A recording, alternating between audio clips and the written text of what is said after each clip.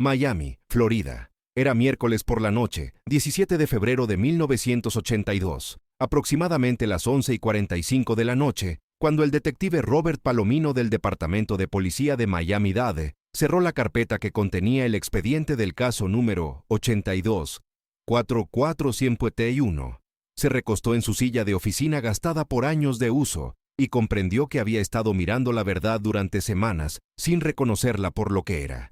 El expediente contenía documentos relacionados con el asesinato de Alberto Bravo, un colombiano de 34 años que había sido encontrado muerto a balazos en un estacionamiento de Dadeland Mall el 14 de julio de 1979, casi 3 años antes. Un caso que oficialmente permanecía sin resolver, archivado entre cientos de otros homicidios relacionados con el narcotráfico, que habían convertido a Miami en la capital mundial del asesinato durante esos años violentos. Pero esa noche, mientras revisaba testimonios que habían llegado a través de un informante confidencial, que operaba dentro de las redes colombianas de distribución de cocaína, Palomino finalmente entendió lo que había sucedido realmente en ese estacionamiento 3 años atrás, y la verdad era más perturbadora que cualquier teoría que la policía hubiera considerado durante la investigación original. Alberto Bravo no había muerto en un enfrentamiento entre bandas rivales, como los investigadores inicialmente habían asumido. No había sido víctima de un robo de drogas que salió mal. No había sido asesinado por competidores, tratando de eliminar a un distribuidor exitoso. Alberto Bravo había sido ejecutado por orden de su propia esposa, Griselda Blanco, la mujer que la DEA eventualmente llamaría la madrina de la cocaína, la mujer que controlaba una porción significativa del tráfico de cocaína entre Colombia y Estados Unidos, la mujer que según múltiples fuentes había ordenado personalmente más de 200 asesinatos durante su carrera criminal, y que aparentemente no había hecho excepción alguna cuando decidió que su propio marido representaba un problema que necesitaba ser eliminado permanentemente.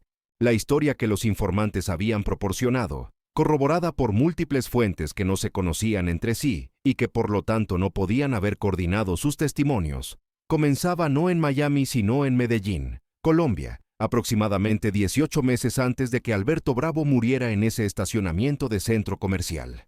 Griselda Blanco y Alberto Bravo se habían conocido a mediados de los años 70, cuando ambos operaban en el floreciente negocio de exportación de cocaína, que estaba transformando a Colombia de un país relativamente pobre en el epicentro de una industria criminal multimillonaria. Bravo era atractivo, carismático, violento cuando la situación lo requería, y suficientemente ambicioso para impresionar a una mujer que ya había demostrado que no toleraba la debilidad en los hombres que la rodeaban. Se casaron en 1975 y durante varios años funcionaron como socios tanto en el matrimonio como en el negocio, construyendo juntos una operación de tráfico que movía cientos de kilogramos de cocaína mensualmente desde Colombia hacia Miami, Nueva York y Los Ángeles. Pero para finales de 1978, el matrimonio había comenzado a deteriorarse de maneras que Bravo aparentemente no comprendía completamente. Griselda había descubierto, a través de su extensa red de informantes y empleados leales, que Bravo había estado desviando dinero de sus operaciones conjuntas hacia cuentas personales en Panamá.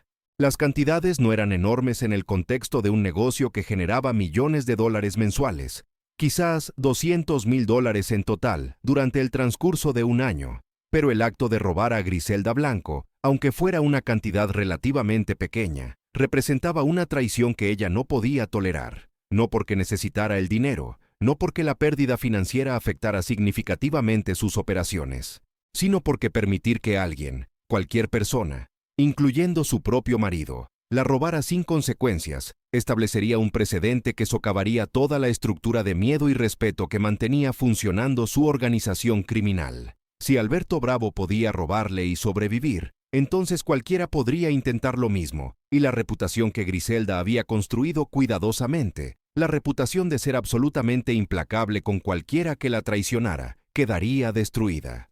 Además del robo, Griselda había recibido informes de que Bravo había estado involucrado románticamente con otra mujer, una colombiana más joven que trabajaba como contadora para una de las empresas de fachada que utilizaban para lavar dinero. Esta infidelidad, combinada con el robo, creó una situación que Griselda aparentemente consideró intolerable. No confrontó a Bravo directamente. No le dio oportunidad de explicarse o de devolver el dinero o de terminar la relación extramarital. En lugar de eso, comenzó a planificar metódicamente cómo eliminar a su marido de una manera que no pudiera rastrearse hasta ella, que pareciera el resultado del tipo de violencia aleatoria que plagaba el mundo del narcotráfico en Miami durante esos años, y que le permitiera quedarse con todos los activos de sus operaciones conjuntas, en lugar de tener que dividirlos en un divorcio.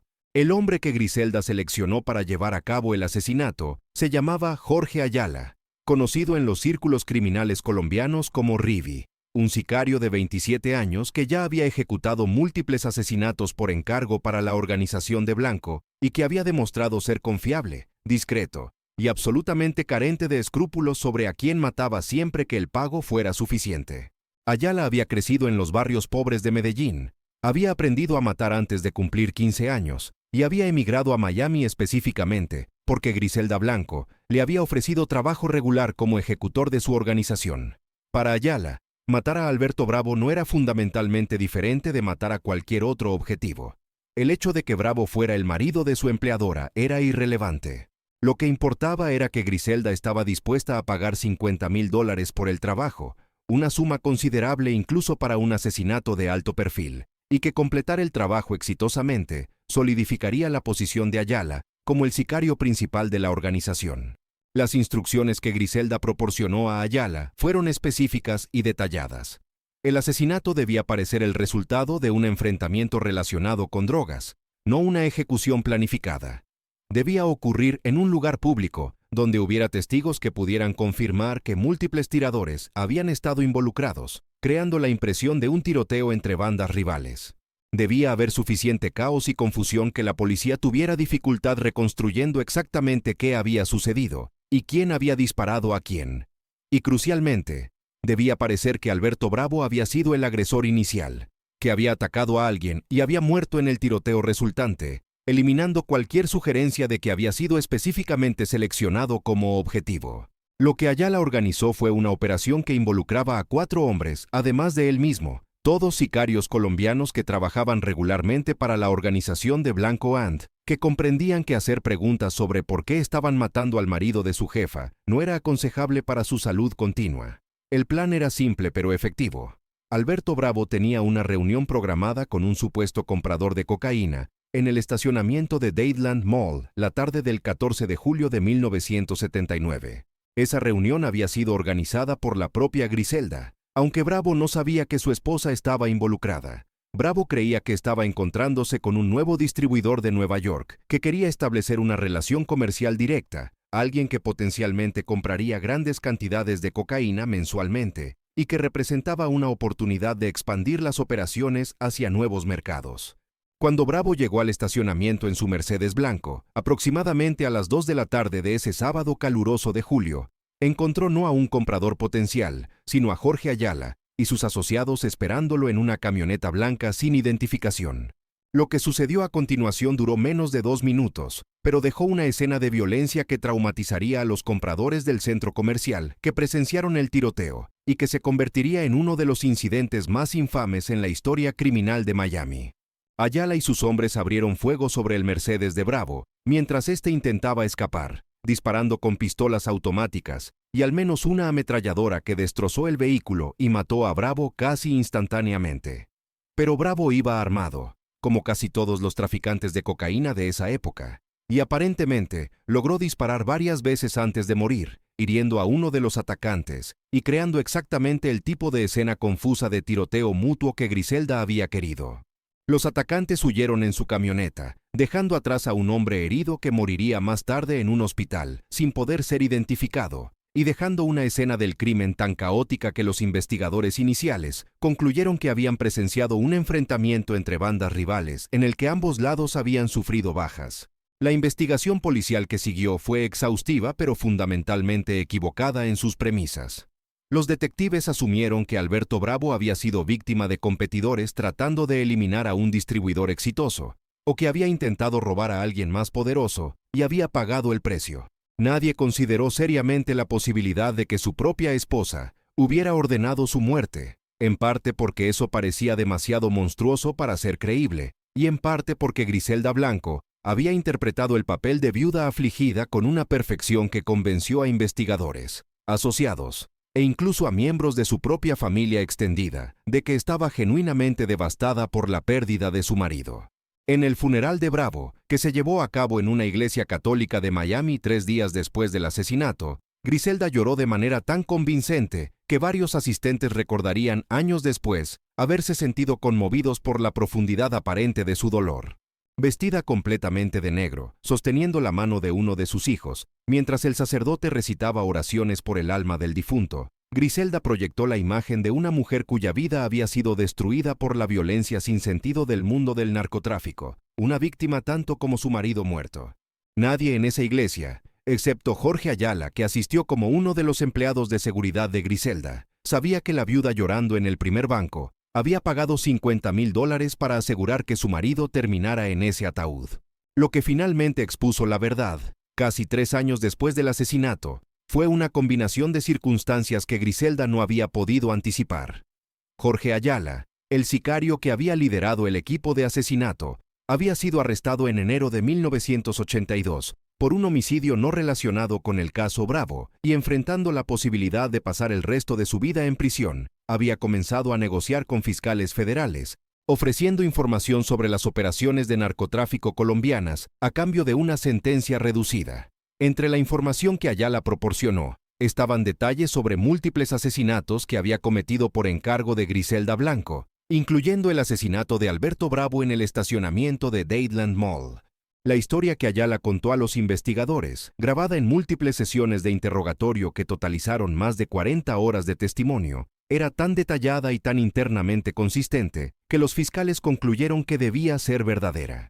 Ayala describió las reuniones de planificación con Griselda, las instrucciones específicas que ella había proporcionado, el pago de $50,000 dividido entre los participantes y el papel personal de Griselda en organizar la reunión falsa que había atraído a Bravo al estacionamiento donde murió.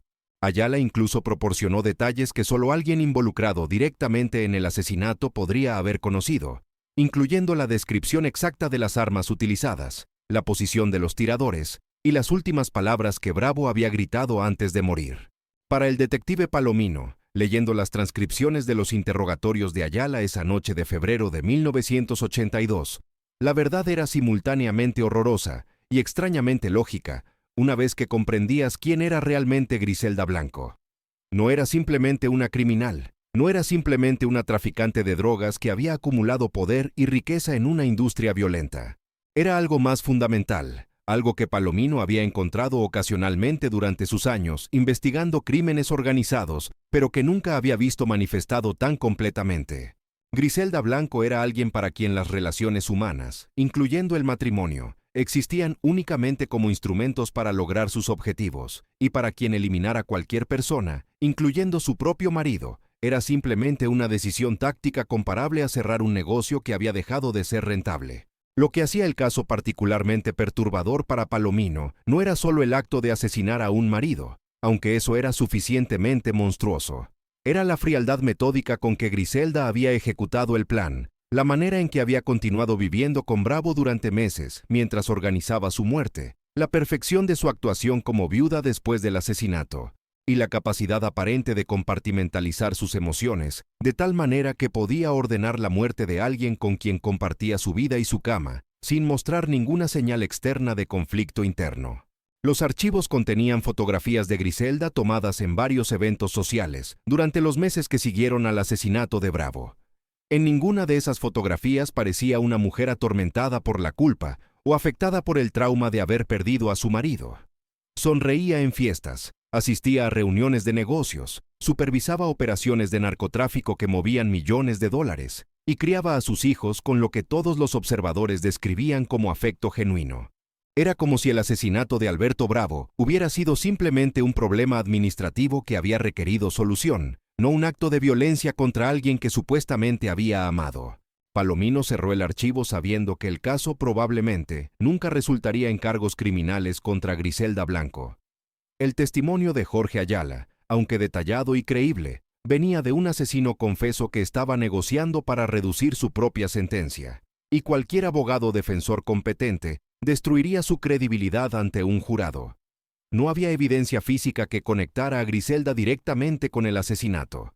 No había grabaciones de las conversaciones de planificación. No había documentos que mostraran los pagos a Ayala. Lo que existía era la palabra de un sicario contra la de una mujer, que tenía recursos para contratar a los mejores abogados del país y que había demostrado repetidamente su habilidad para manipular el sistema legal. Pero aunque el caso nunca llegara a juicio, aunque Griselda Blanco nunca enfrentara consecuencias legales por el asesinato de su marido, la verdad ahora existía en archivos policiales y en las mentes de los investigadores que la conocían. Alberto Bravo había muerto porque su esposa había decidido que él era más útil muerto que vivo. Había muerto porque había cometido el error de robar dinero de una mujer que no toleraba ser robada. Había muerto porque había subestimado fundamentalmente la naturaleza de la persona con quien estaba casado, creyendo quizás que el matrimonio proporcionaba algún tipo de protección que en realidad nunca había existido. En los años que siguieron, mientras Griselda Blanco continuaba expandiendo su imperio de cocaína y acumulando una lista cada vez mayor de asesinatos ordenados, el caso de Alberto Bravo se convertiría en una especie de leyenda dentro de las agencias de aplicación de la ley que la perseguían. Era la prueba definitiva de que Griselda no reconocía límites de ningún tipo, que la lealtad personal, los lazos familiares, la historia compartida, nada de eso importaba cuando entraba en conflicto con sus intereses, o cuando alguien cometía el error de traicionarla de cualquier manera. Si podía ordenar la muerte de su propio marido con la misma frialdad con que ordenaba la muerte de competidores o informantes, entonces verdaderamente no había nadie que estuviera seguro en su proximidad.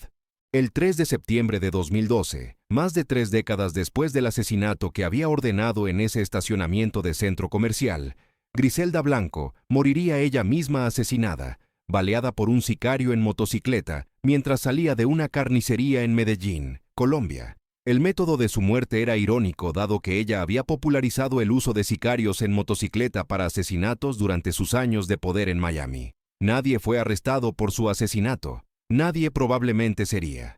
Pero muchos de los que conocían su historia vieron una especie de justicia poética en que muriera de la misma manera violenta que había infligido a tantos otros, incluyendo al hombre que una vez había prometido amar, hasta que la muerte los separara, sin comprender que ella misma decidiría cuándo llegaría esa muerte. El artículo periodístico de 1982, que eventualmente revelaría los detalles del caso Bravo al público, apareció en el Miami Herald, bajo un titular que capturaba la esencia perturbadora de la historia. Esposa ordena asesinato de esposo narcotraficante, sicario revela detalles. Pero ningún titular podía realmente transmitir la profundidad del horror que representaba ese caso. La manera en que exponía no solo la brutalidad del mundo del narcotráfico, sino la capacidad humana para compartimentalizar emociones, de maneras que permitían a una persona ordenar la muerte de su pareja, mientras mantenía la apariencia de una vida matrimonial normal. Griselda Blanco había logrado algo que la mayoría de las personas ni siquiera podían imaginar: vivir una doble vida tan completamente que ninguna de las personas que la conocían, ni su marido, ni sus empleados, ni sus propios hijos, sospecharon lo que estaba planeando hasta que Alberto Bravo yacía muerto en su Mercedes destruido, mientras los compradores del centro comercial huían aterrorizados de la violencia que había estallado entre ellos. Esa era la verdad sobre la muerte de Alberto Bravo. No era un misterio sin resolver. No era el resultado de la violencia aleatoria del narcotráfico. Era un asesinato planificado metódicamente por su propia esposa, ejecutado con profesionalismo criminal y encubierto por una actuación de duelo que había engañado a todos los que la presenciaron. Y esa verdad, finalmente documentada en archivos policiales y en testimonios de un sicario que decidió hablar para salvar su propia vida, reveló a Griselda Blanco como lo que realmente era: no simplemente una criminal, sino algo más oscuro, una persona para quien el amor, el matrimonio y la familia eran simplemente herramientas para ser utilizadas y descartadas cuando dejaban de servir sus propósitos.